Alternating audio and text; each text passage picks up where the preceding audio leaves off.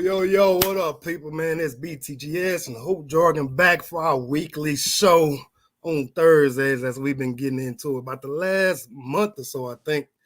And so, man, let's get right into it, man. Hope, what you got to say? Man, appreciate you having me on, and let's talk about Jackson State. Let's talk about the SWAC, and let's get it popping. Yeah, man. The premise of this show is just basically to break down the successful season of Jackson State. Some people say it's not a success because of the way it ended, but we're going to try to break it down as much as possible to kind of make it seem like it was a success. And when you get to that point and you get to all the attention, you want to finish, you want to close the deal, but that did not happen with Jackson State, unfortunately, but it is what it is. And South Carolina State finished them off in I want to say a dramatic fashion, a 6-9 beatdown of fashion. Exactly. So, man, let's start right into it, man. As far as let's go offensively. Offensively, Jackson State, and on that little report card on the thumbnail, I was just putting some stuff out there, and I think I put an A minus or something like that with the Jackson State offense. But man, give me your thoughts about that. Man, I give Jackson State offense a B, just a straight up B. They only scored over 30 points. I'm sorry. They scored over 30 points 3 games. Sputtering in the big game, obviously, against South Carolina State. Also, even against Delta State, a D2. And I know Delta State is a good D2. Only putting up 24 points. So I'm going to give that a B. And I understand because the slow starts is kind of what's going on freshman quarterback, even though they're exceptional. You still just never had no games. Now, it scored 61 on Alabama A&M. I understand that. That is, that is what it is. Like, it's not easy to score 61 in an American football game. However, a lot of the games they won, they weren't necessarily blowing the doors off opponents. So I can't give them above a B. Yeah, and I think that's might been where I went. I can't see the thumbnail anymore, but I want to say I'll go with a B minus, just like you said, because I'm going to throw in the overall massive amount of false starts that they had throughout the season. Crazy. It was not just 1 or 2 games. This was just all the time since the FAMU game. And I think one game, what was that? Not the Southern game. I can't remember. They had like 4 or 5 on one drive. I want to say it was after the Southern game, whoever that may have been. But it's like you cannot continue to have that kind of stuff happening and expect your offense to put up tremendous amount of points. And I'm giving them a B minus also because they did have guys who did make, all conference, and that's not an easy thing to do. In any conference that you play in, you got Shador was a second team all conference. I think Keith Corbin III was second team all conference, and maybe Malachi Wyman might have got an honorable mention or something like that. So folks who are in here, y'all let me know if I'm right or wrong about that. So I give them a B minus because of the offensive false starts. It was dumb, man. I think they ended up leading the SWAC in false starts, and you add on the championship game. You can't have that, man. You add on the championship game plus the Celebration Bowl. It's just unbelievable amount of false starts. It's ridiculous, man. Yeah, and that's a great point. And I also want to point out how unstellar the offensive line has been all year long. Giving up 30 sacks, like you can't do that, and have aspirations to win the whole thing. You understand what I'm saying? So, and we was talking about before the game against South Carolina State in juxtaposition. South Carolina State only gave up 15 sacks, for the season, and that's a big discrepancy. So, I think that the O-line left a lot. What you're saying with the false starts. Left a lot of meat on the bone, so I just can't go above a B, man. Those things you can show up with coaching. You show up with more discipline on the O-line. I like shout out to my man Richard Walker was saying like O-line cohesion is like those like on New York and Broadway, those girls with the feather on top of their head and they kick and do a little high kick and synchronicity. So yeah, that's missing on that O-line. D-line on the other hand, and we'll get to that in a second, was definitely the exact opposite. But I think that discrepancy on that side of football, man, just it left a lot to be desired. And I'm sure it put Shador in situations that, with better blocking, with better cohesion, he would have been able to, surgically pick apart in the defense. So Yeah, that's another thing. The O line, man, I can't give it to him, man. I'm Yeah. sorry. That O line was awful from the beginning of the season, and folks was like, "Man, why they can't do this and that?" I'm like, trying to let folks understand offensive line issues are fixed during the bye week and then during the off season. You can't fix Thanks. it. You can't fix it during the season like that. Bye week and during the off season. And I think whatever bye week that they had, the very next game, they came out and dominated. Was that Alabama A&M? Did they go into Alabama A&M with a bye week? Ooh, I don't know. I can't But remember. I know they put 61 on them. I do know 61. that. So, like you said, that's the only time that they really showed their full potential of what kind of offense they could be. And they just never got going. And with the O-line kind of being sporadically good throughout the season, I think it made Shador think he had to always make the play instead of just making the next play.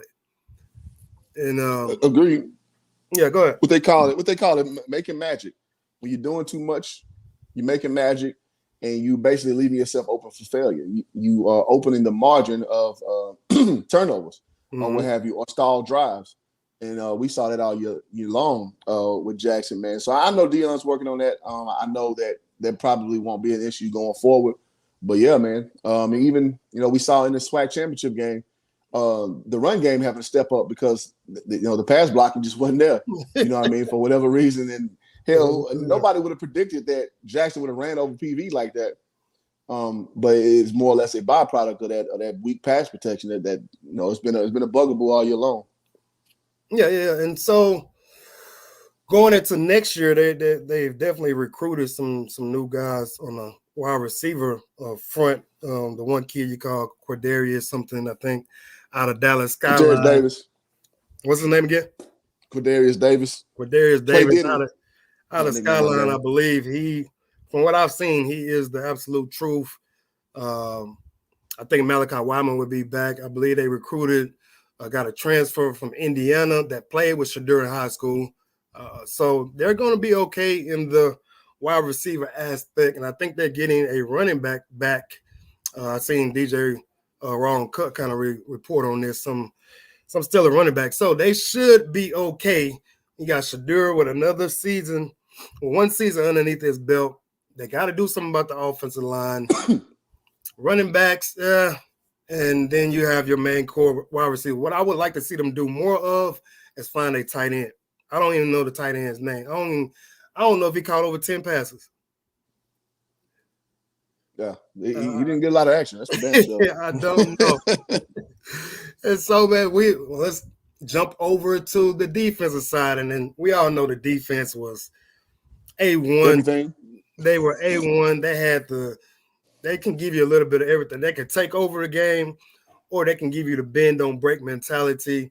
They finished in the top 5, I believe, in total defense of all FCS, up there with FAMU.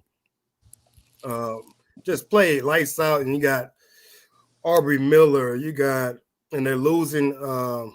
James Houston. Just reported on him yesterday. Losing James Houston.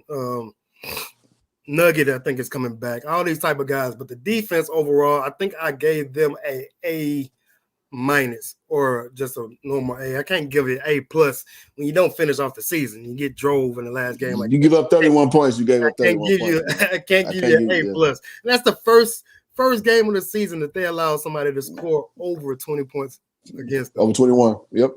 Texas Southern's the only team that did that, and TSU was it's like more or less a trap game kind of situation because TSU stinks. So yeah. Sorry, TSU alum. Just keeping it real out here. Yeah, no, that's very true. And you want to slap that A+ on there, but the last game was so stinky, man. What's my man Shaq? Last name receiver for South Carolina State. Shaq Davis was looking like Randy Moss out there, man. And then that's one of the stronger areas. Well, actually, the whole defensive unit is strong. Jackson State, they strong top to bottom. Yes, I guess the most vulnerable part was the secondary, if we're being honest. But they're still a stout back there too. Obviously, that they shored that up. Getting the number one prospect, in the nation with Travis Hunter. But yeah, man, that last game just leaves a sour taste in everybody's mouth. And you didn't finish the job on that end of the field. Now, offense didn't get it going. I understand that, but yeah, I can't give you A plus. I'm gonna give it A overall. A. Yeah. You might have guys go to the NFL from that core or that side of football. So that defense did their job this year from top to bottom for the Exactly most what they part. were supposed to do, man. And Shadura said it, before the season even started, this was a defense that most people would not have seen at this level in a long time, and he came out to be true. And I will ask you this: I guess we're going to go ahead and decide that the secondary was the weakest link, but were they even worse because their holes were covered up by the front seven being able to be so dominant? So was the secondary really hidden, even though they're the worst part of the defense, in my opinion? Mm-hmm. Were they still hidden because of the front seven?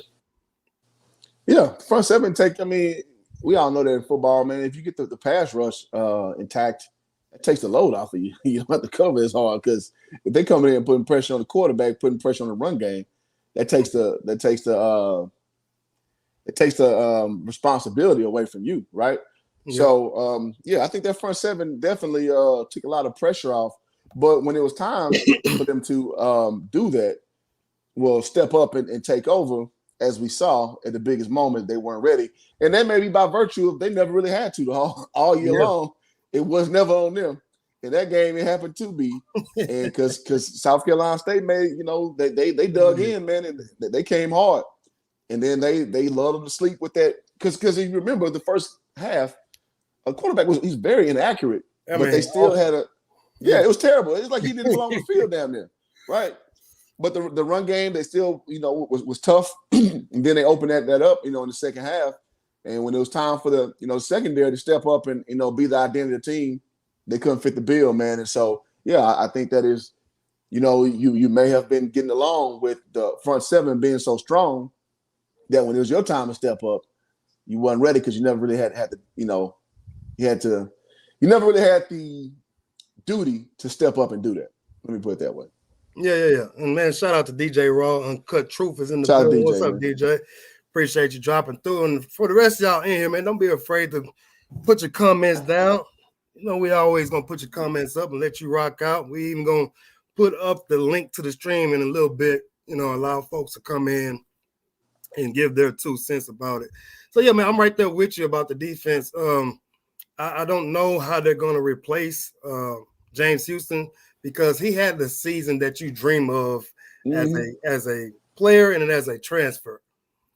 You come in and you make a big splash. He basically came in like a hurricane, hit the ground running, boom, boom, boom. Now he's out. Now you got to try to replace him when you could definitely depend on him week in and week in that he was going to make a big play.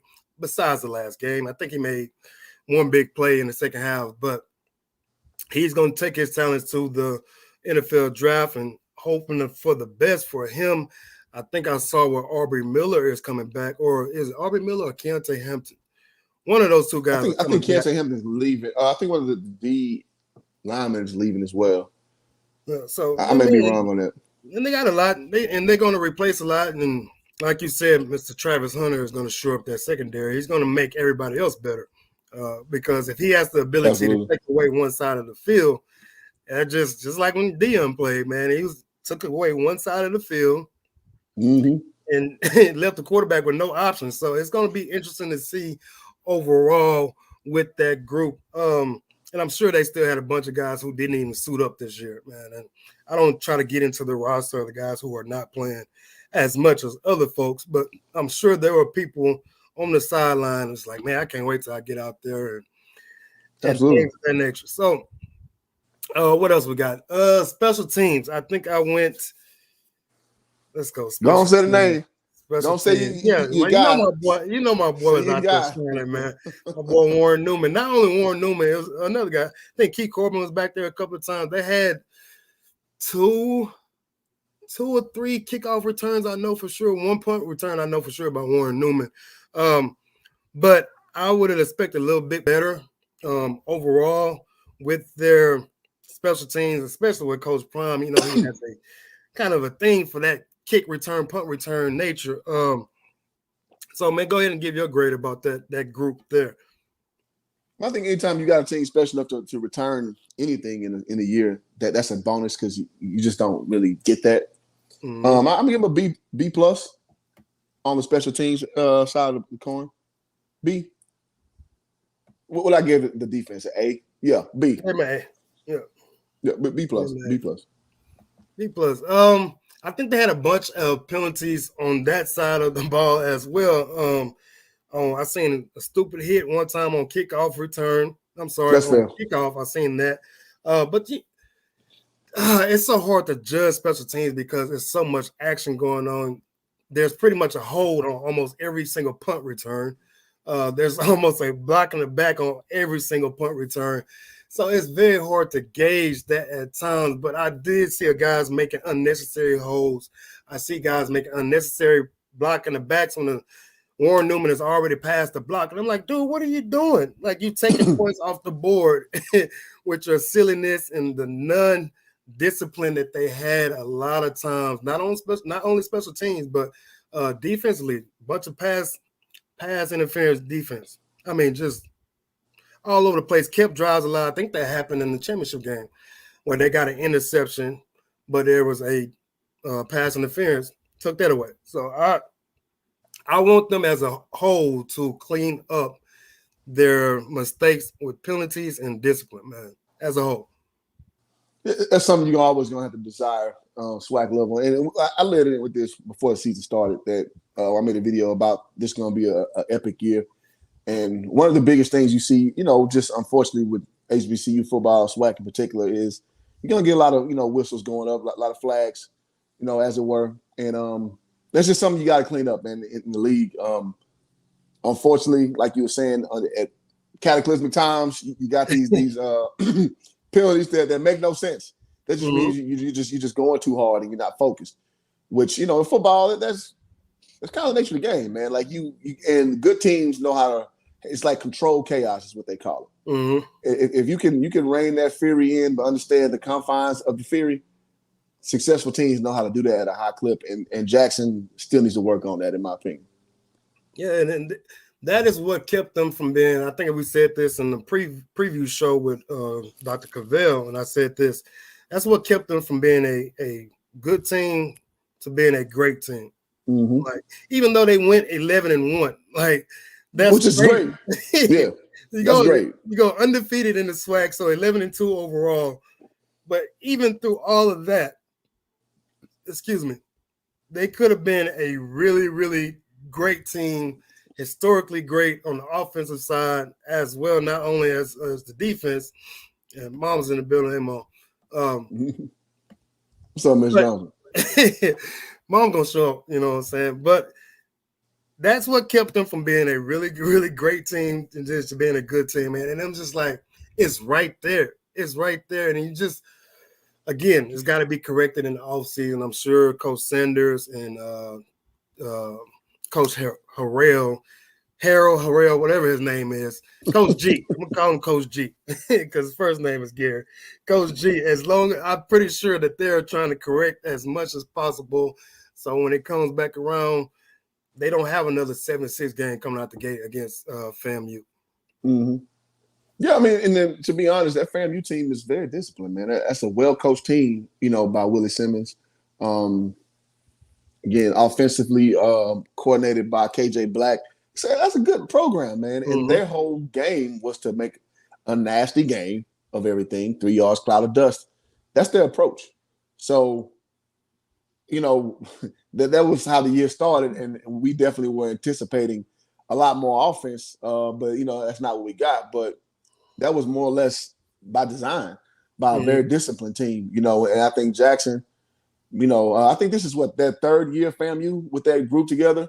So they, there's just a different level of discipline that Jackson with one spring season and one complete fall season, continuity will keep getting developed as far as coaching. It's new staff at the end of the day. So I think with more time together, you'll see them shore that up.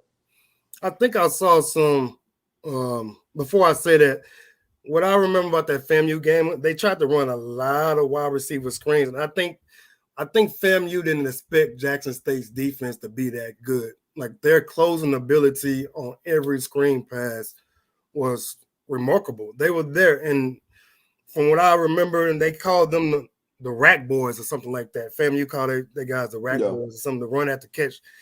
That's what they were trying to do, and it just wasn't working, man. I mean, it just wasn't working.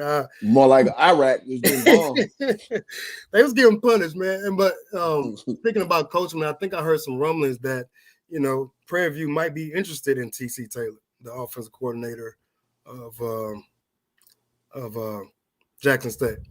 Man, let the alumni tell the Prairie View interesting to everybody, man. I ain't gonna lie. I be in them alumni chats. I'm about sick of y'all. Bro, I done seen some names.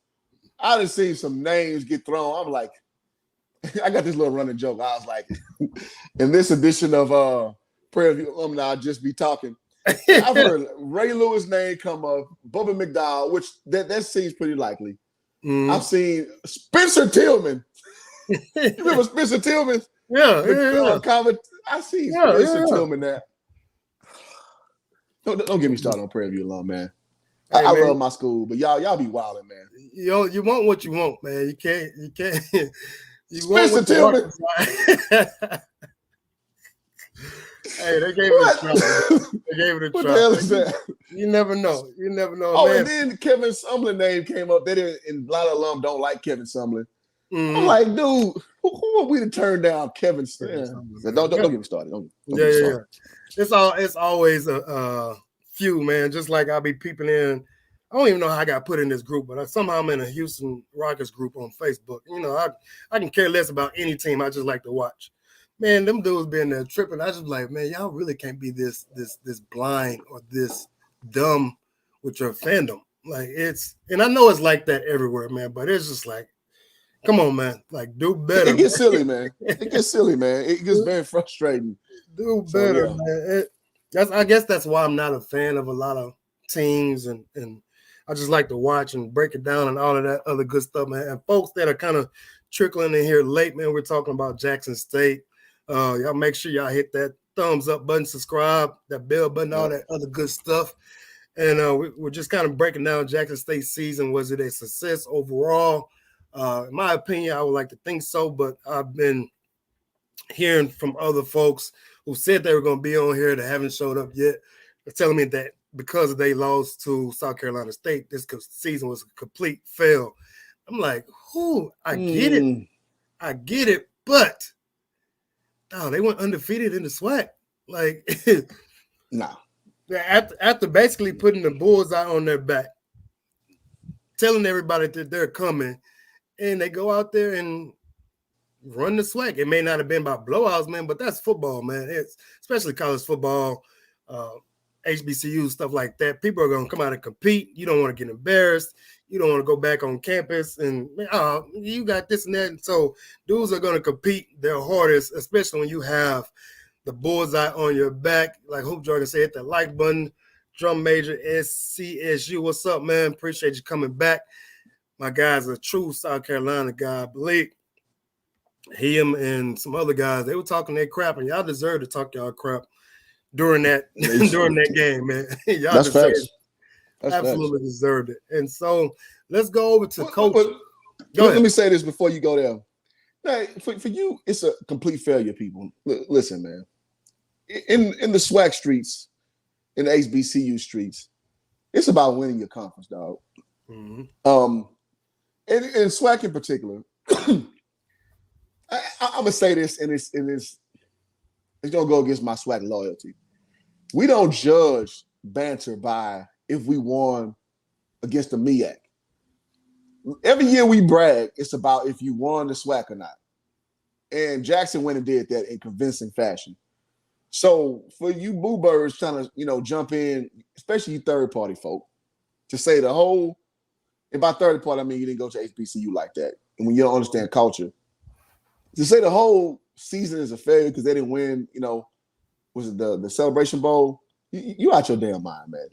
Because that's not how it goes. Because when people argue about championships among SWAC banter, it's SWAC championships. Nobody goes by the Celebration Bowl against the MEAC or the MEAC SWAC Challenge. Nobody really brings that up. Mm-hmm. They go off of how many championships you got. And Jackson won the championship in convincing fashion, like, against my Panthers. It is what it is. So we got to kind of temper these comments because it doesn't really reflect the actual culture of what people talk about when it comes to SWAC football. And Dion, he did what he's supposed to have done, man. Again, granular level, would we have liked to see him win? Oh, of course.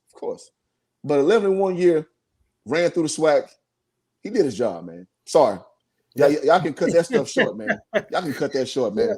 And this ain't be beating us, bro. It is what it is. And this is coming off a 4-3 spring off a COVID season and 4-3 spring off 2019 4-8 season. Somebody correct me if I'm wrong. Terrible. Terrible since 2013. Yeah, so terrible. The fake outrage, I guess you can say, like, I guess that's the thing nowadays. Not being satisfied. People got to understand there's levels to this stuff, man. And like you said, in any conference, really, if you're not a Duke, I'm speaking basketball wise, if you're not a Duke, North Carolina, Michigan State, UCLA, Kentucky, those type of programs, basketball wise, the rest of those guys are playing to win their conference. Mm-hmm. They're not. Absolutely. Those dudes are playing the. Okay, let's go football. Alabama, Ohio State, Clemson. These dudes are playing for national championship. They don't care about conference titles.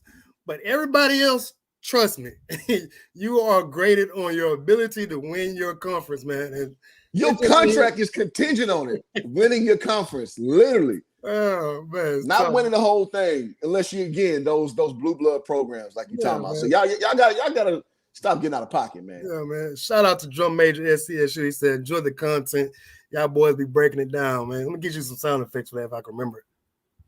Nope. Appreciate that. Remember it. I think I cut it off. We got you next time. Yeah, next time. I cut it off. I ain't bring it back up.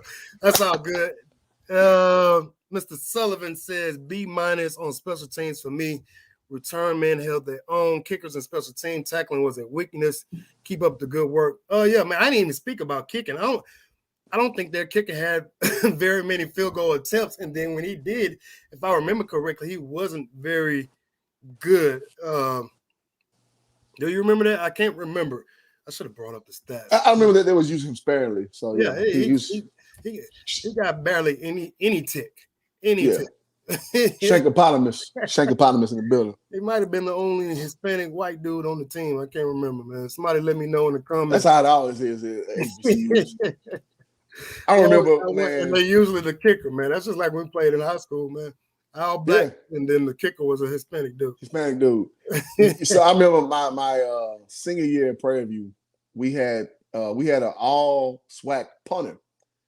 And before we started committing to getting kickers in, and shout out to what's his name? He was from the Woodlands.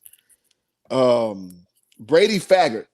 Before Brady came and kicked for the championship team in 2009. But before then, we had just converted punters and the Hispanic dudes, the football team. I just remember us playing Alcorn. We played at the Cy-Fair football stadium when it was brand new. You remember that? Yeah. I forget the name of the field. And we got back into the game, and it came down to a field goal to win. It was like a 30-yard field goal. Oh my God, boy, he must have kicked that into the parking lot the opposite direction, dog. That thing went so far left, and it's like we was excited, but we knew that ball wasn't going in. We had a converted punter trying to be our field goal kicker, man. So you see that sometimes in these HBCU programs, man. But I'm glad after that.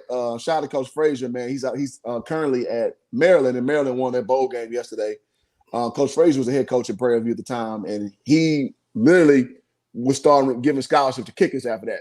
And it's when Brady came in, and Brady was a really good kicker for Prairie View after that. And obviously, us winning the SWAC. So man, that's always an issue to address because you change the landscape a little bit. You change the landscape because you put so many scholarships in these skill positions, which you should, but you forget about that kicking game is a very important point. A very important point of the game of football as we talking about field positioning and what have you, or just converting on red zone attempts. Speaking of red zone, I gotta give South Carolina State credit, they held up to their reputation of scoring that red zone, man. So you definitely spoke on that too. Yeah, for sure. You spoke on that in the preview show, and I'm looking up Jackson State right now. As far as kicking wise, overall they were 4 for 12 on field goal attempts for the season. That's not very many field goal attempts. That's not a lot when you played 13 games, so you average less than one field goal attempt. One guy was 2 for 7, another guy was 2 for 5. None of their field goal attempts they didn't attempt a field goal over 50 yards. They had 2 made from 40 yards to 49 yards, 2 for 6. And then the rest is below that. Extra points, they were 46 or 49 for the season. So that's good. Didn't include that on the special teams part. So I guess my guy over here, Mr. Sullivan, with the B-, I can understand where you're going with that. I wonder if one of them would kick for the Cowboys. And the Cowboys freaking Charlie Brown back there kicking it, kicking it, whiffing it. Hey, my boy be out there struggling, man.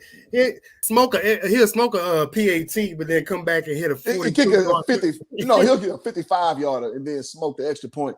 It's just to the point now. You just expect it. Yeah. You just wonder which one he gonna miss. You're like, all right. JSU Tigers said JSU has 4.5-star kicker coming 2022. So there you go, 100%. adding another dimension to your offense. And during the live of that game, that Celebration Bowl, there was a guy on there. I think he was Michael Thomas. I think is his name. I can't remember. Probably wrong. And he was saying, take the points when Jackson State was take the points, man. 7-0, I think. Take the points. I remember they had a chance to go up 10-0 and they went for it. Should have took the points. And I think it was probably ended up being like a 42, 43-yard field goal if they would have took it right there. And they didn't, in which give it up for and downs. You give a team hope. And somebody called me out on it. It might have been Drum Major at CSU and saying, man, y'all guys kept saying that, South Carolina State was an inferior team, this and that, when you let bad teams stick around. From the paper, from the ink that I read, it looked like Jackson State was supposed to blow these dudes out the door. I hadn't seen the South Carolina State game. So, and they called me out about it, and I admit it. I was wrong, man. I was completely wrong. I wasn't wrong. They should have beat y'all ass. They didn't. And they played a horrible game strategy. They left points on the board. Y'all believe and y'all dug in and y'all did what y'all supposed to do. By you, because at the end of the day, college kids don't look at it the way speaking, equal talent play. Mm-hmm. Every team they can beat everybody. Like Bethune-Cookman could literally have been plugged into that game, and they think they would have a chance. So, in the athletes' world, it wasn't a discrepancy. But if we're being honest, again, common opponents, again, personnel, they're supposed to have beaten the shit out of y'all, but they didn't. They didn't. Y'all showed up, and it happens. It happens all the time in sports. Like when teams overcome. Man. Yeah, man. So I give y'all props. I mean, it should have went the opposite way. It didn't. More props to y'all. Again, and we talked about that bunker mentality. Man, I give Coach Pugh a lot of credit, man. He put, for that one given moment, I'm sure if they played a series of 3, Jackson probably would have mopped y'all in 3.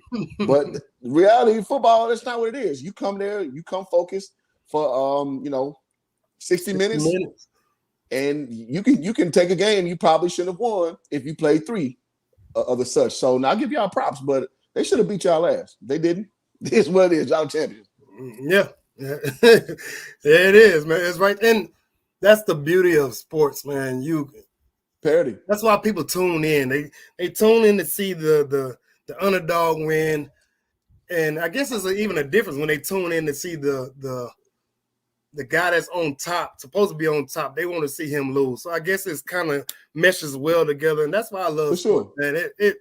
It's a beautiful thing, If I was a betting man, I still would have bet with Jackson State for that one game. And shout out to Coach Pugh, man. He had an excellent game plan.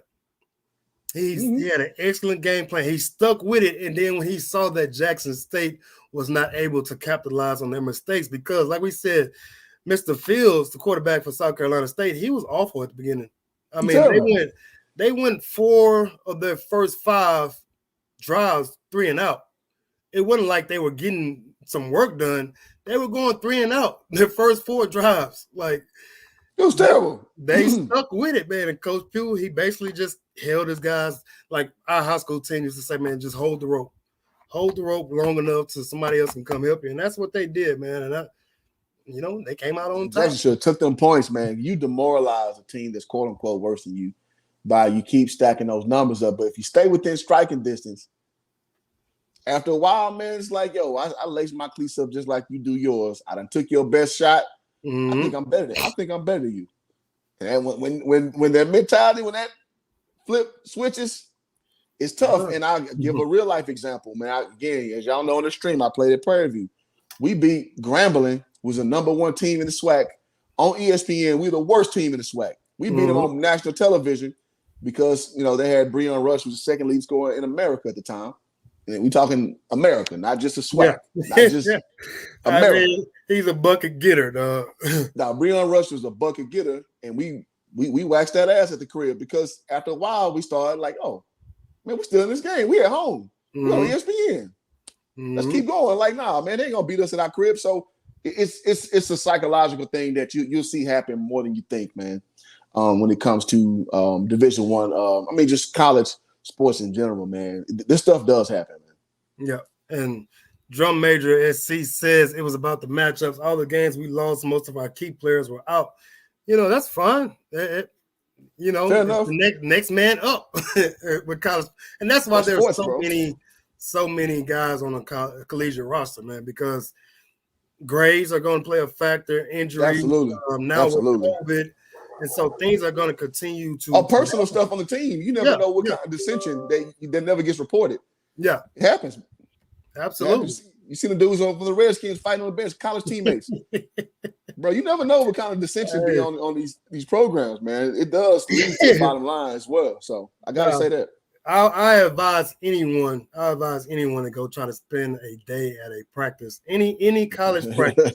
Let's go spend a day at it, man. It's gonna change your thought process. One, how do these dudes put up with this? Like coaches, man. Two, like, dang, don't y'all get tired of seeing y'all coaches? Don't y'all get tired of practice? Don't y'all get tired of watching film? And the truthful answer is yes. Yes. Every day. But like we used to say when I was in college and we walking down the hill and it's cold as hell, this is the life we chose. So for most dudes, they understand this is the life you chose to do. You could have easily just went to college and been a regular student, but you chose to play football, basketball, baseball, whatever it may be. You chose to do that. So yes, you can always quit. Yeah.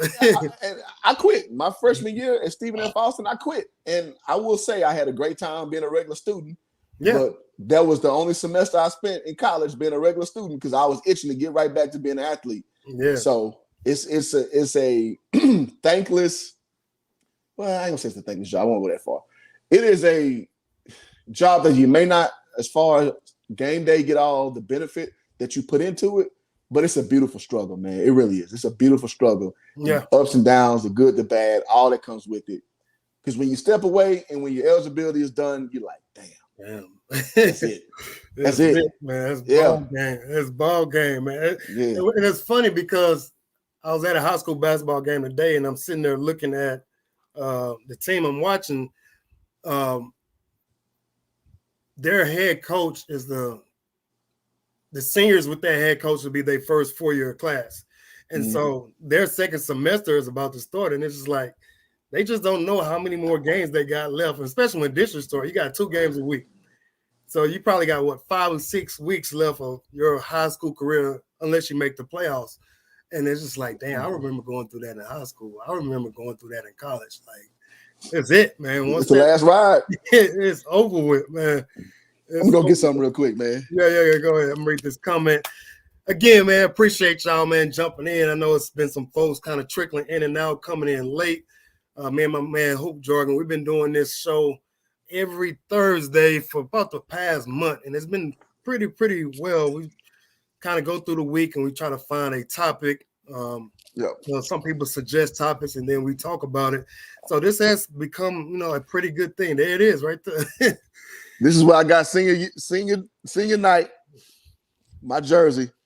This was one of the most humbling things I got in my life Mm-hmm. when I realized that I no longer play college basketball. And it was cool because you tired through the year. But once us seniors, we was all in a row, holding these up. Now I had some glass on here. The glass broke. I gotta get this reframed, but Yeah. I like to keep it in my living room to remind me, like they used to be my life. Yeah. They used to be my life. So yeah, man. Yeah, they gave us something like that. I should have got my jersey, man. I don't know what I was thinking, but they gave us a picture frame and just a bunch of shots throughout the year of you playing or whatever, playing defense, shooting a shot or whatever. And I got that senior night, and I'm just like, damn, dog.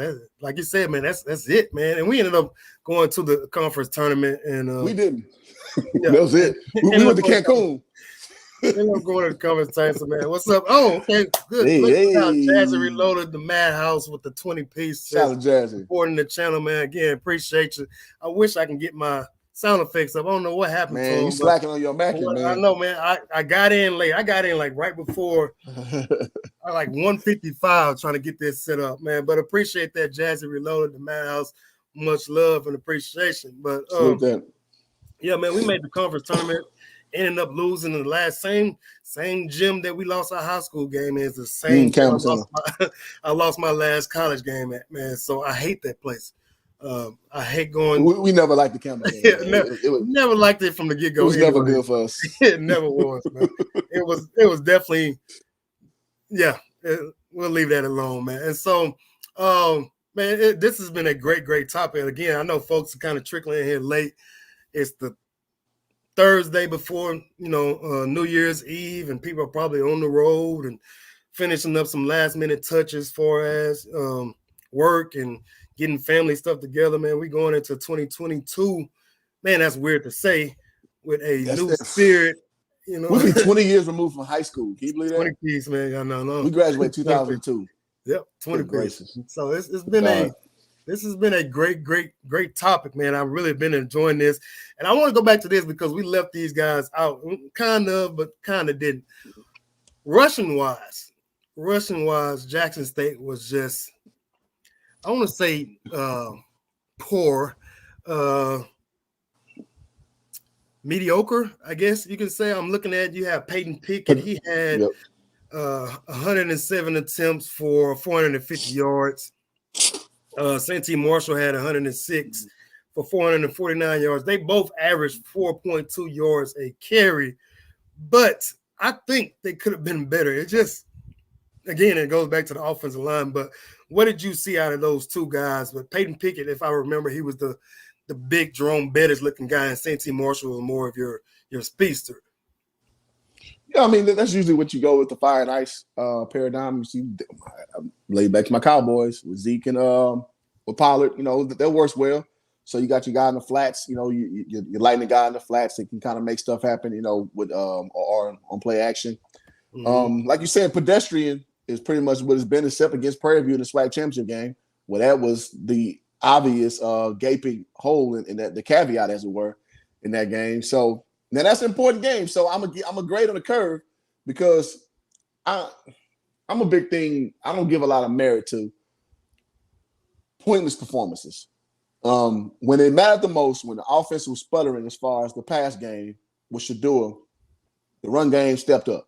They stepped the hell up because we had a pregame show with that, and that is not part of the what we considered as a factor that Jackson would beat Prairie View, and I gotta give them credit. So if I'm gonna go in, I'm going B-, C+, C+. If not the Prairie View game, I'd probably go C-. But I'm gonna go C+. I'm gonna move it all the way over. It showed up when it needed to show up to win. Again, winning your conference that's the ultimate goal. The supreme goal is winning the Celebration Bowl. So I'm gonna go C+.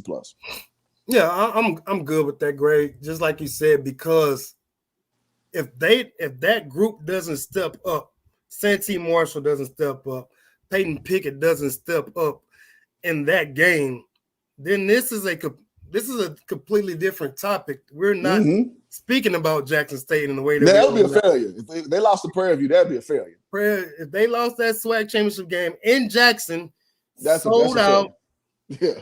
then I'm probably going to fail you with you, man, because Yeah. you can't get that close to the top, and you have the home field advantage, and then you lay a goose egg, man. And so, and their defense held it down. They really started when Juwan passed through a pick six, I believe, near his end zone, and then the rest just kind of fell apart from there. But those guys, they were making like 3rd and 5 runs, 3rd and 6 runs for first down during that SWAC championship game. And so again, Shadur, his last 3 games wasn't very Shadur like. I know for Nope. sure not in the Celebration Bowl. He was under 50% passing in the SWAC championship game. I think he was like 8 for 17 or something of that nature. So Yeah. that those two guys stepped up, especially Peyton Pickett, because they couldn't do anything with him. I mean, those PV defenders were just bouncing off left and right. Man, I just, whoo, I can't say. As Oh, good, get some in the as good as comments. game as Dumas had, our DN, he couldn't stop the run game. It was a good display. Now I will say that may have been more of an example of film. You got 10 games of film on the passing barrage, Mm-hmm. and Prairie View took that away, which you should do. You take away the best thing that any opponent you have, especially late in the season, because you got plenty of film against different looks, right? And one thing that has kind of been deficient is the run game, and the run game came through. So I gotta give again. I'm grading on the curve. I gotta give credit for that. I have to give credit for that. They stepped up. So let's get into it. This last comment right there. I love the college sports commentators. Y'all are amazing. I look forward to seeing incredible growth with each of you. I hope drawing us up. Man, that's great right there. Appreciate that. Appreciate you. Man, you And gotta get your sounds ready, man. You yeah, I tripping, know it, man. I fell off, man. I fell off, man. She said she sent you something too. I never see you live. I appreciate that. Yeah, there you go, right there, man. There you go. That's what we Jazzy like to showing see, love, man. man. See, Yeah, much love, man. Going into 2022 with it. let me say this. Go ahead.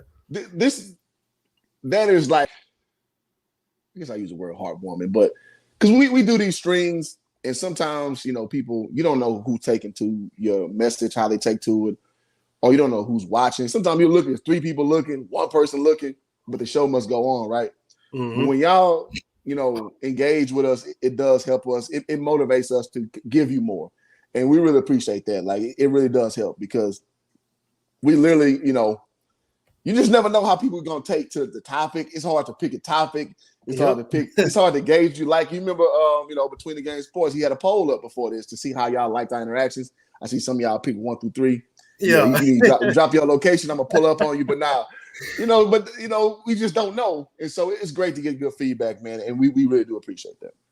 Yeah, absolutely, man. And that's why I did that poll thing. And for the most part, I do have my fair share of trolls now that is actually subscribed to this channel, which is very, very, very it's kind of flattering in a way, man. You told me once, it's like, man, once you start getting trolls, I mean, you kind of officially made it. Oh yeah. And so I officially have some trolls that have subscribed to this channel just to do that kind of stuff. And so for the most part, that poll, I think most people pick 8 through 10 or 7 through 10 or whatever it may be. And so for those that don't know, man, this dude, we've been at this since we were kids, man, arguing and having fun and doing all types of stuff. So it was only right that we started doing, a weekly show, and hopefully we can continue to grow. And y'all make sure y'all follow us on, all social media platforms. So if you have a topic you want discussed,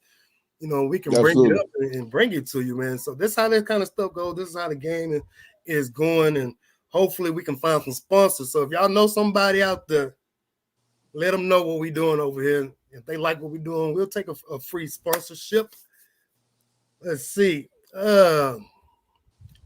JSU Tigers showed up. PV defense did a drop 8. JSU wasn't ready. Yeah, for the most part, but at the end of the day, you still got to get the job done. And so that can kind of lead into this next segment. That plays a part in your coaching. Jackson State's coaching, I thought, was superb all year long.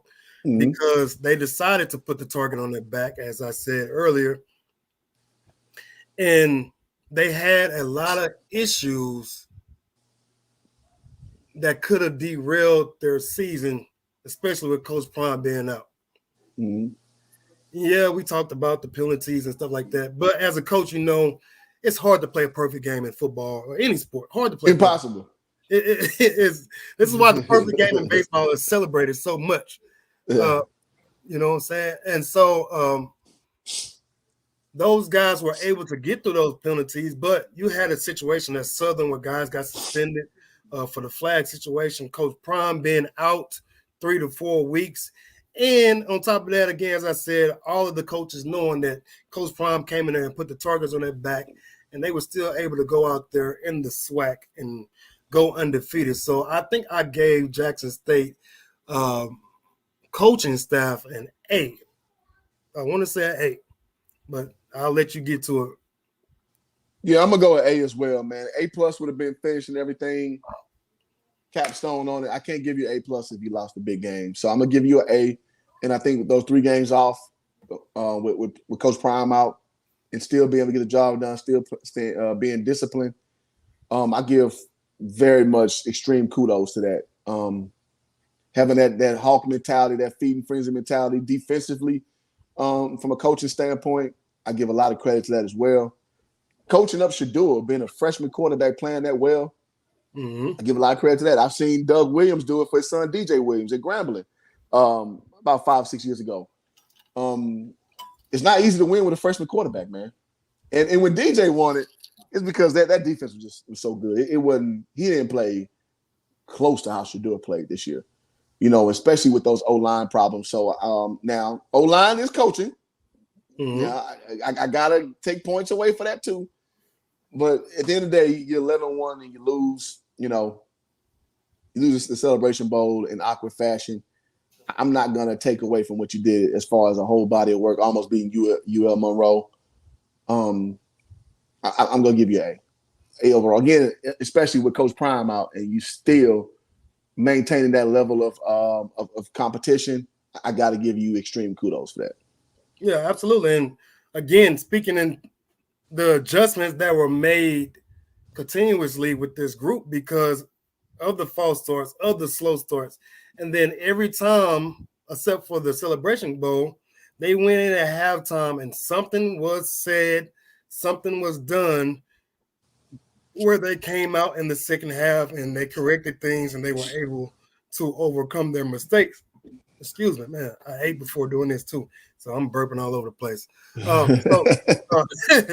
So that's why I'm going with an A, man. Coach Harrell did a tremendous job when Coach Sanders went out because at any moment in time, and again, that goes to Coach Sanders being able to pick the right group of coaches for that type of situation because you don't know whatever. You never know what's going to happen as a coach. When you're a head coach and then being able to have the right assistant coach step in that place. And Coach Harrell did have head coaching experience, I want to say, at Howard before he came down here. But that seemed like a genius move of having him being the lead assistant coach in those 3 to 4 games that he was out. I just, that's just great. And you spoke about Shador playing for Jackson State. And I've spoken about this before. Shador is not only playing for Jackson State, but he's playing for his father.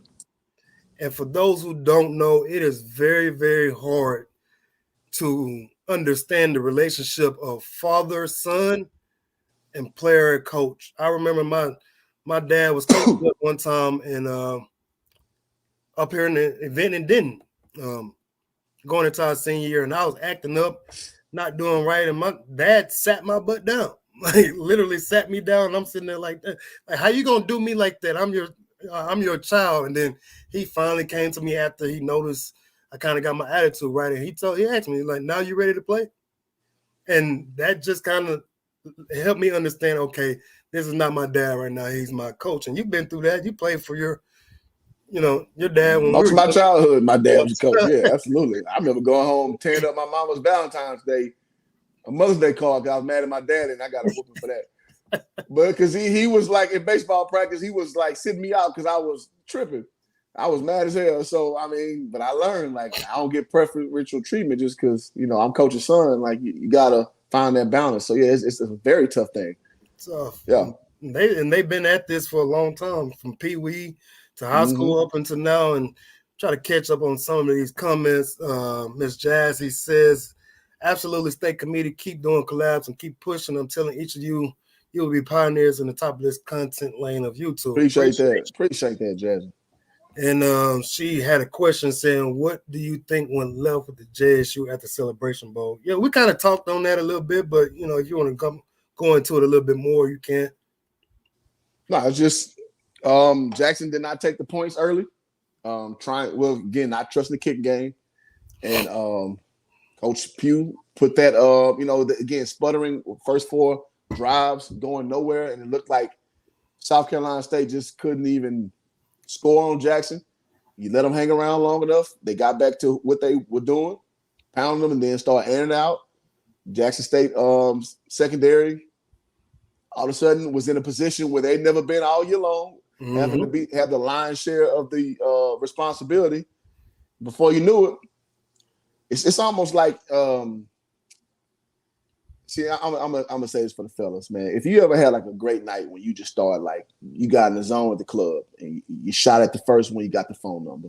Then you shot at the second one, you got the phone number. You're like, oh shit. It's on tonight. I'm on tonight, baby. I'm shooting at everything, man. I'm getting, I'm crashing over tonight. J.R. Smith with that thing, dog. Hey, I'm not to be denied tonight. It's more or less that type of thing, man. If you have, when you get momentum and, things are being successful for you, you get into your bag and you get into your comfort zone and you don't think no differently. So we saw in that second half, well, at the end of the first half, South Carolina State got back into what they did. They got back into that bunker mentality that we talked about before the game, that hard-nosed football. And then it's like, yo, okay, we got y'all best shot. We still in this game. Like, we can beat y'all. And that's what you saw. And then the second half was just more of the same.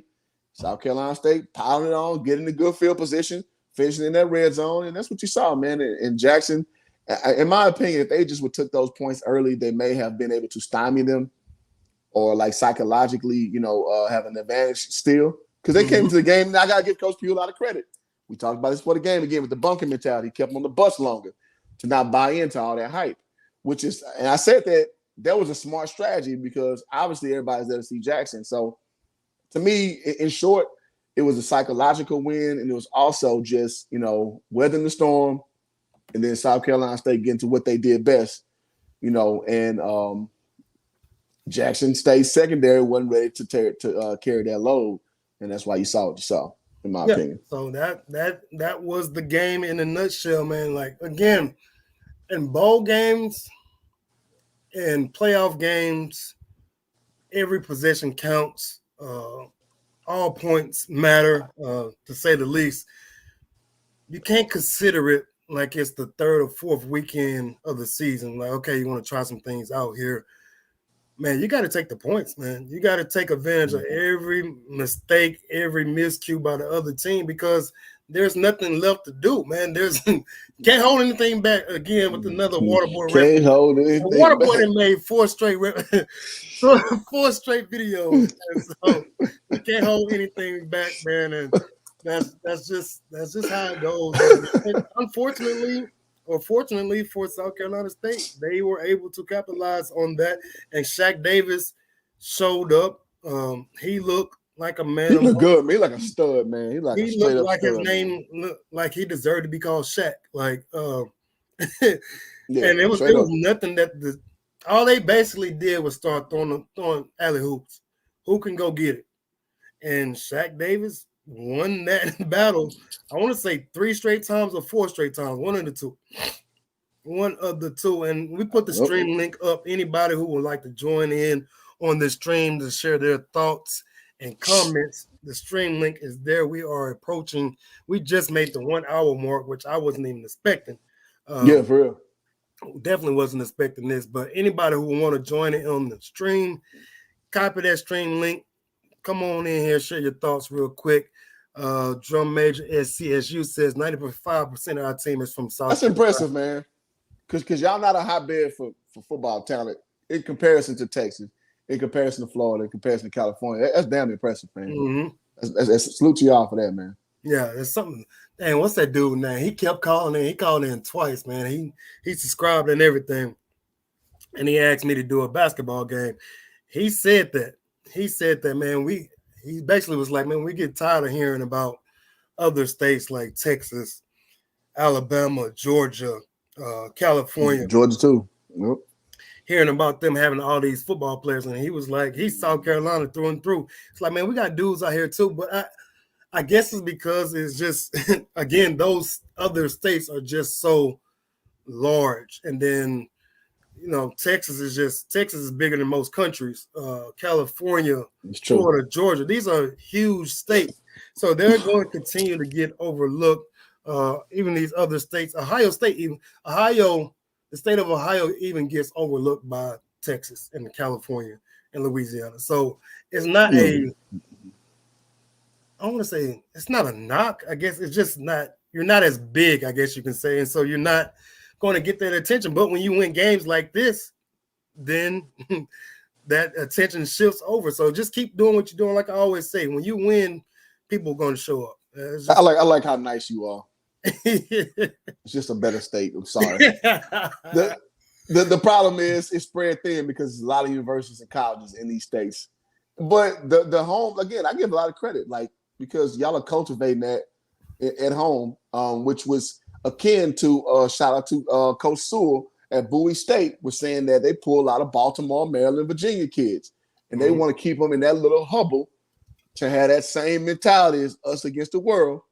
And I think that's what y'all doing over there, and I think that's a good thing. That's a great thing. But if we're being honest, the more talent in Texas, Florida, and California, man. It is what it is, man. Like, come on, let's be for real now.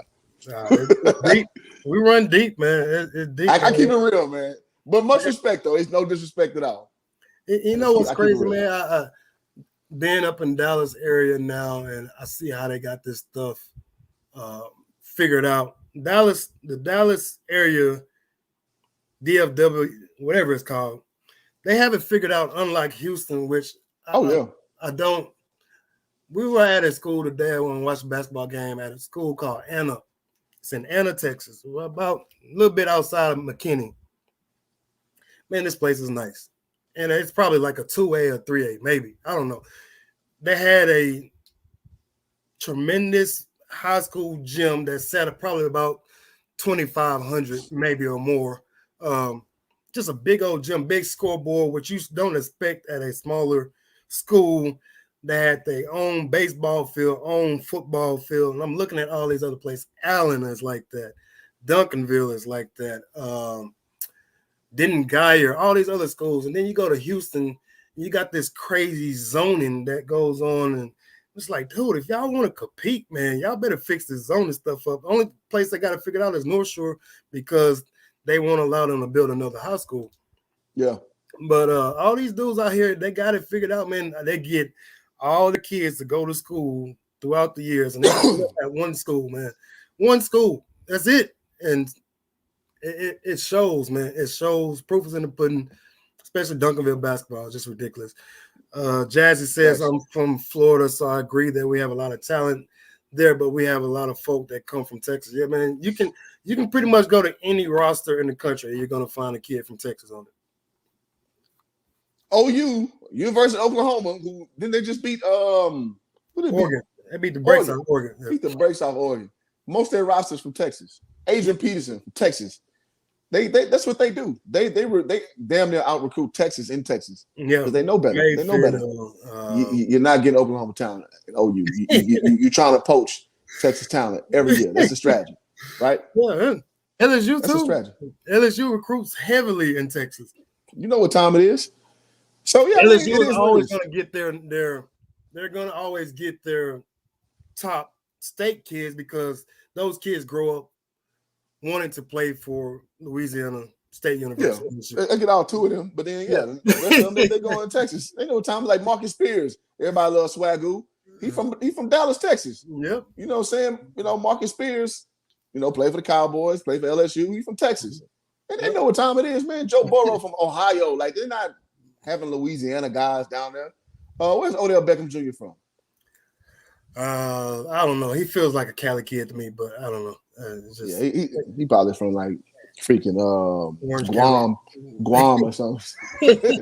U.S. territory. That dude right there, Space Cadet. Hey, man, different dude. That's a different dude, man. Very different. Talented as hell, man, but very different dude, man. That's a different dude. Different dude. Oh man, this has been great. So let's go to final thoughts and final overall grade. I don't think let's do it. I don't think anybody went lower than a C minus or a C to even think about it. I can't remember. But just give me your thoughts, your overall thoughts on Jackson State, and what are your expectations of them in the spring and the next season? Okay, I didn't know he was from Louisiana. Okay, all right, shout out to that. So overall grade for the team? Yeah. See, now, if I'm just doing it in a vacuum, no buffers, no qualifiers. Hey, if I'm judging it from just the unprecedented amount of talent that they've had this year, that Jackson State, after Deion Sanders, y'all understand this? Y'all won't see this again. This is how my man say this is classics. Trick Daddy said this. No, Lil Wayne. This is classic. Some shit you may not see again. Mm-hmm. Yeah. This is it. This is it. Like you won't see another era like this. So if I'm judging it upon the precedents,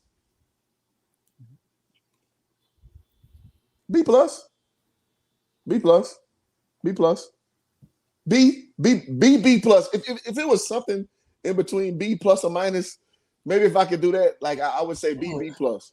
Like but just 89.99999 something. Exactly. Almost a 90. Yeah. I would put it right there. But just if we're just going off the merit of the success of the season, coming from so many L's that Jackson State, a blue blood program, has been. Let's just say it was Sion Danders, a dude we don't know. Mm-hmm. I would give it a strong A. You brought them out of the losing culture that Jackson has had for being a blue blood program, just missing on coach after coach after coach. Mm-hmm. Yeah, I would put that at a solid A. So again, if I'm taking the Deion Sanders effect away and just judging straight off of Jackson State, what they did today, this year rather, coming off that not so good spring season, a solid A, trending towards A plus. I'm a little hard. I can't give A plus unless you win it all. Especially now, if I'm grading it just off of Deion Sanders factor, A plus, winning it all is an A plus standard, and they didn't meet that burden. So I'm going the Deion standard. I'm putting B plus. Just Jackson State as a whole, A. Yeah, I can see where you're going with that, and because of what Coach Sanders had been talking about all year, speaking about perfection, speaking about leadership, speaking about consistency, speaking about understanding the moment and all of that stuff.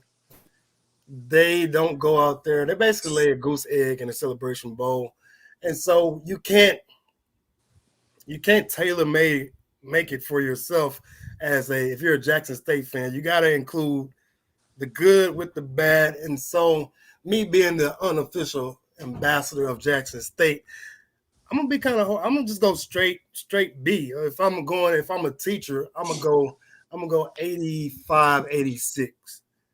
85, 86, because me and then the coach and me, the penalties, man, it still sits with me. It still sits with me, the amount of penalties they had. Again, adding on the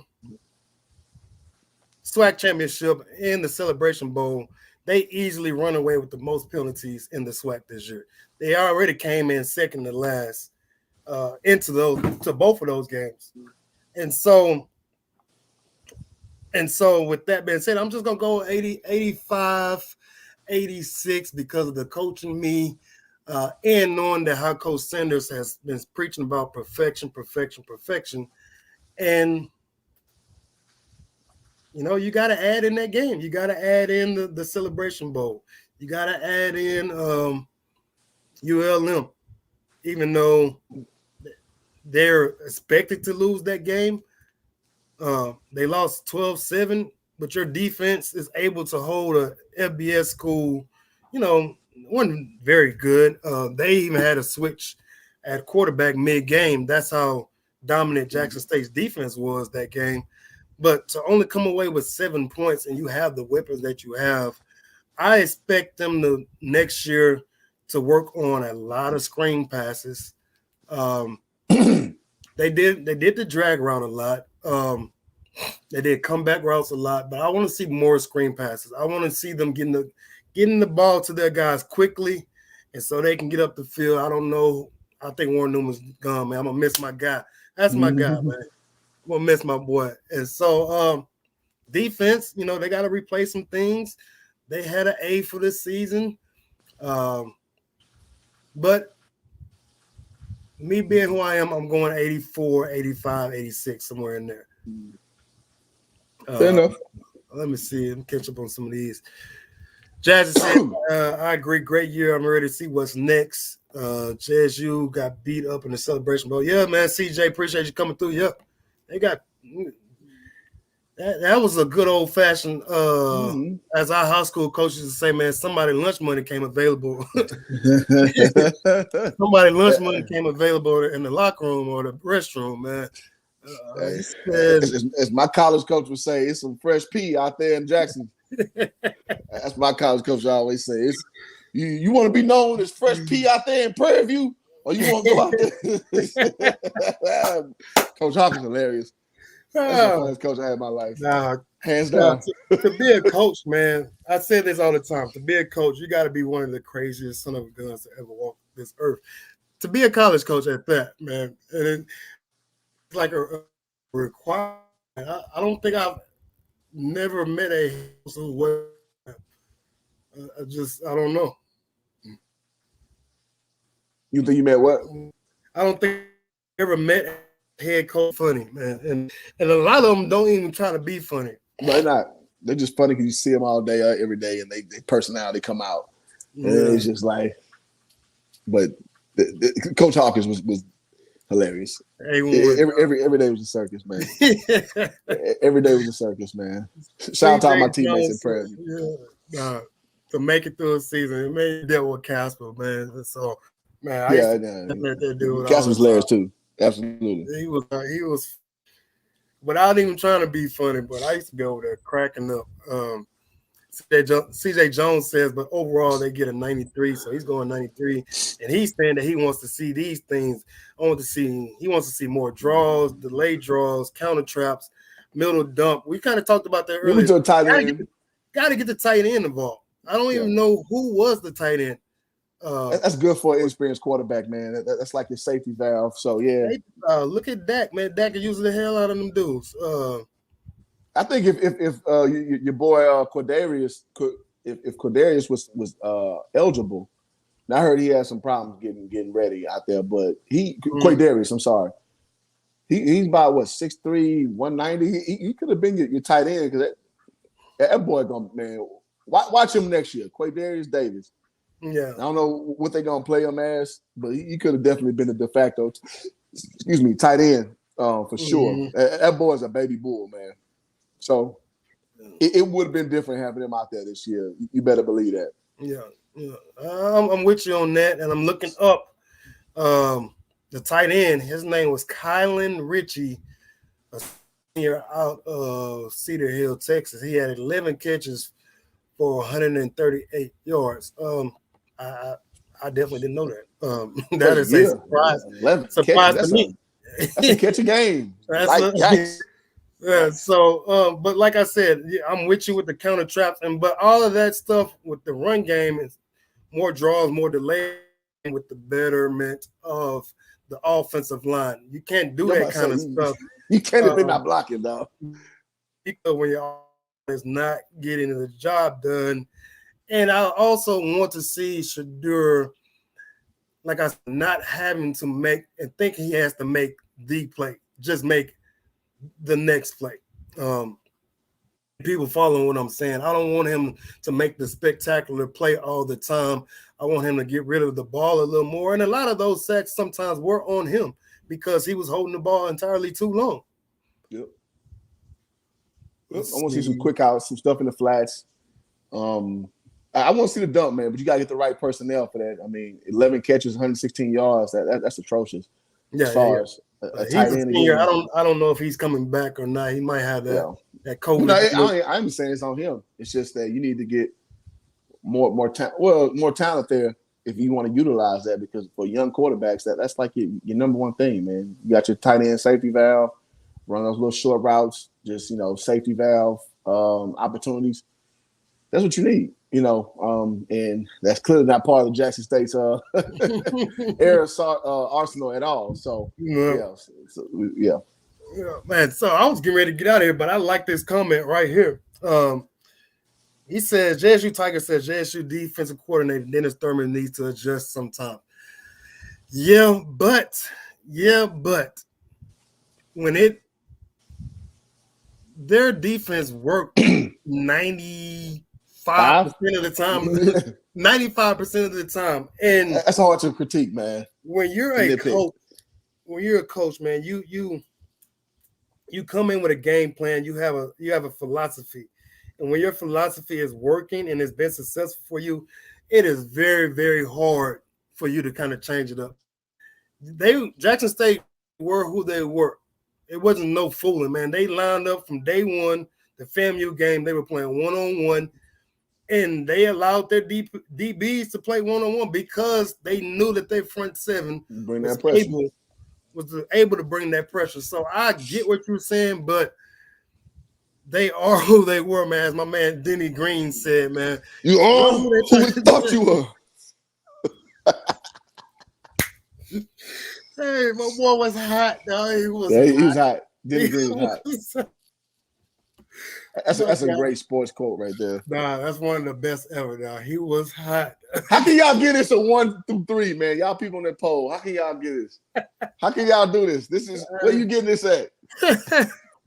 This is classic. We love y'all anyway. Man. Love it, man. Go ahead and talk about that real quick before we get out of here, man. He's saying that he think they should adjust. Maybe so, but they're gonna have to do something differently. Obviously, next season, each season presents a new challenge. But well, I would say if you're seeking perfection out of a coaching staff or a area of the football field, you're gonna be seeking your whole life. And one thing I would juxtapose it with is my Cowboys with Dan Quinn. Guys like Trayvon Diggs, who happens to be leading the NFL in interceptions, but gives up the most yards as a cornerback. You're gonna have you got the give and take factor, man. It's just about well, in short, you won't get perfection. Won't happen. I think overall, Jackson State more than fulfill their end of the bargain. Right now against South Carolina State, could they have, defended, like you said, the deep ball more? Mm-hmm. Of course. But we're talking about a defense that's so good, they never really had to do that. Not from a standpoint of like continuously through a football game. So, that's very hard. I would put the burden a lot more on the OC than I would put on the DC, because DC, as a collective, played lights out this year. No team scored over 21 points besides South Carolina State. Yeah. And that's just I cannot over-critique that, because that's a hell of a damn feat. That's a hell of a feat, man. Yeah. In today's age of football, that is damn near impossible to do. Yeah. Because everybody's running spread offense, this and that. High scores is what people want to see. Conferences want to see that. Commissioners want to see that. The fans want to see high scoring. And for them to only allow, South Carolina State and Texas Southern, the only two teams to get over 21 points against them, it's an incredible feat. That's incredible. Each head coach that they played against, they knew Jackson State would come out one-on-one and basically say, man, beat me over the top. Mm-hmm. And only two teams. So it's I'm hard pressed to critique that. Yeah, it's easy for us as fans, as YouTubers to critique coaching. You've been in it's man, coaching is hard to do. You're never going to please everyone. Players are going to be upset that they're not playing. Parents, some guys are playing and still mad that they ain't getting enough playing. Like it's hard, man. And then with football, you got 7, 8 coaches right there. So everybody's got to be changed. And this is why I say to those who hit me about saying on a successful season, you got to be out your mind. As my Coach Herman Boone said, you must be outside. You must be on the outside of your. You must be whoever John Brown was, man. You must be outside of his. But no, this was a hard season for them to not have success with, man. Or am I saying that correctly? It would have been easy for them not to be successful this season because all the attention, all the talk was, and it's easy for those guys to easily come. Okay, it's year, but they got it done the first year within a historic season that most people won't forget for the next 10 years. Yep. Yeah, there's no way you can say this is an unsuccessful season unless you're comparing them to like Nick Saban, unless you're comparing them to Eddie Robinson. So it is what it is, man. Yeah. Let's see, turn the ball 3 times to the goal line. Exactly. Those things matter. Those things matter. That's why I was saying you give them confidence, you don't take care of points, you give good field position, you get what you get. The bottoms fall out, man. But yeah, man, let's get ready to shut it down. We almost at the hour and a half mark. Again, man, this has been great. Every week we're getting better. We want more and more people to continue to come through. Y'all go spread the news like it's New Year's. Mm-hmm. In a couple of days, man. And speaking of that, y'all folks, if y'all out there, man, y'all be careful out there. COVID, guns, all this other traveling. Happy New Year to everyone. Hopefully we see y'all again. Saying great, man. I hope I live out. Prayer view above all, baby. PV, PV, man. That's all I gotta say, man. Y'all sub to the channel, man. Hoop Jargon, man. We're gonna bring y'all this HBCU content like it's meant to be brought to you, God dog it. Absolutely. And thank y'all for tuning in, man. That's all I got, man. Yep, that's it, man. So like I said, man, y'all make all your platforms. If you have a topic you want us to discuss, please message us and we'll get to it, man. Y'all be on the lookout almost every Thursday around 1 to the 3 o'clock range, Central Standard Time, and then we're gonna keep it going. So until then, we are out. Peace.